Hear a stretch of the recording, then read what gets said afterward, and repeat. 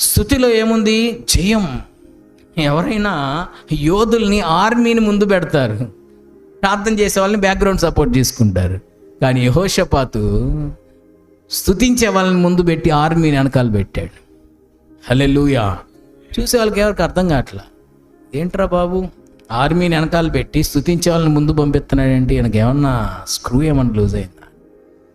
కానీ వీళ్ళు యుద్ధం చేయలేదండి, కేవలం దేవుణ్ణి స్తుతిస్తుండగా శత్రువులు వాళ్ళని వాళ్ళే హతమార్చుకున్నారు. యుద్ధం దేవుడే జరిగించాడు. సో స్తుతిలో ఉంది ఆశీర్వాదం. అందుకనే దావీదుకి ఆ విలువ తెలుసు. అందుకే మందసం వస్తుంటే ఏం చేశాడంట? ఎలా నాట్యం ఆడాడు? అక్కడ ఒక పదం ఉంటుంది, దావీదు తన శక్తి కొలది నాట్యం ఆడాడు అనే పదం ఉంటుంది. శక్తి కొలది అంటే